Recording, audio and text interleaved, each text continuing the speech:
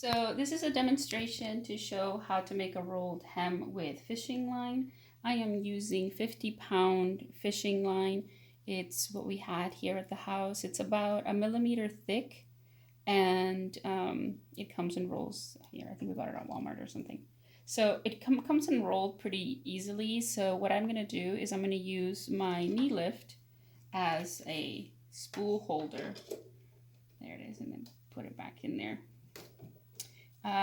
You may also notice that I removed the bin collecting part. You can put it there, it does fit with it also, but I kind of don't want the fishing line to be all over the place, so I removed that temporarily. Other things that you should be aware of to do the rolled hem. I'm using the 3-thread rolled hem. I have already set up the machine the way the manual tells you to.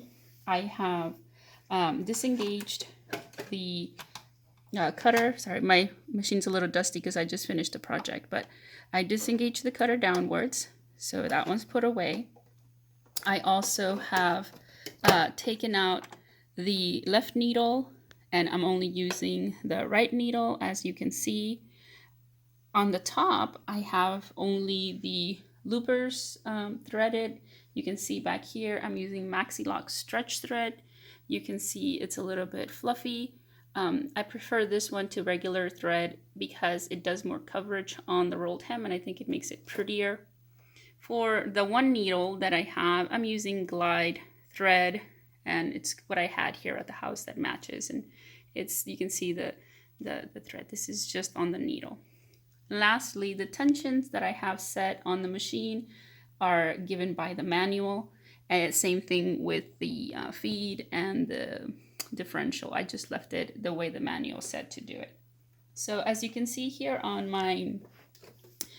the bottom of the foot, I've already started making the rolled hem. I don't have any fabric. I just wanted to make sure, and you can test it beforehand. I've already tested it. I know it's proper. So you can see there's a really beautiful hem happening.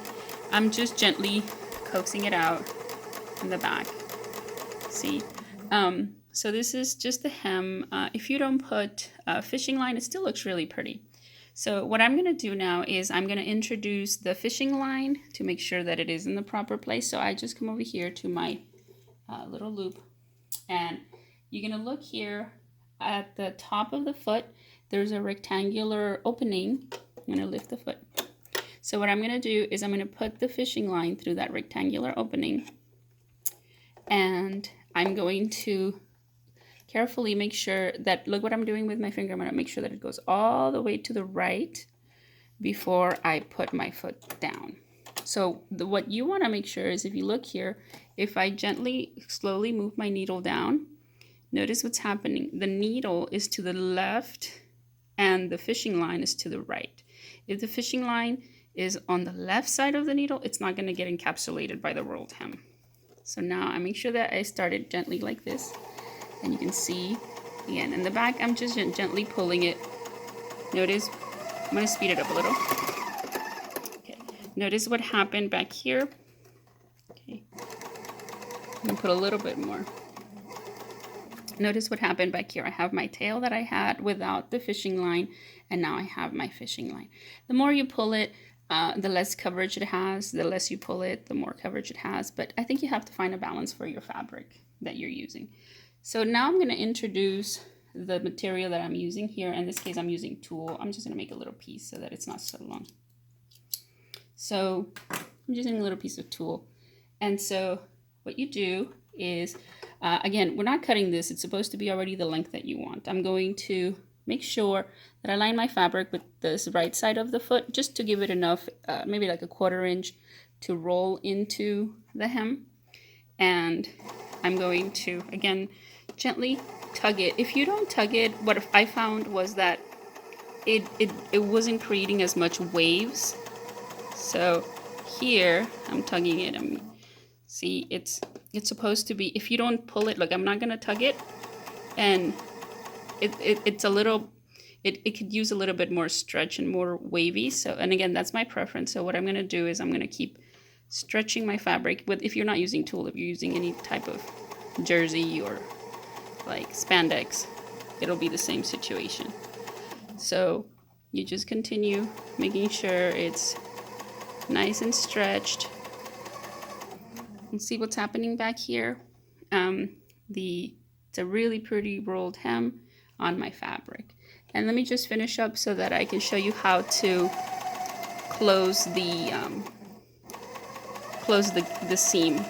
Now, technically, you would have sewn this into a loop, and you wouldn't have to have two endings. But so all I did was I cut the start here. Now, what I want to do is make sure that there is an overlap in fishing line between the start and the end. If there's no overlap, there's going to be a weird, ugly point. Let me show you.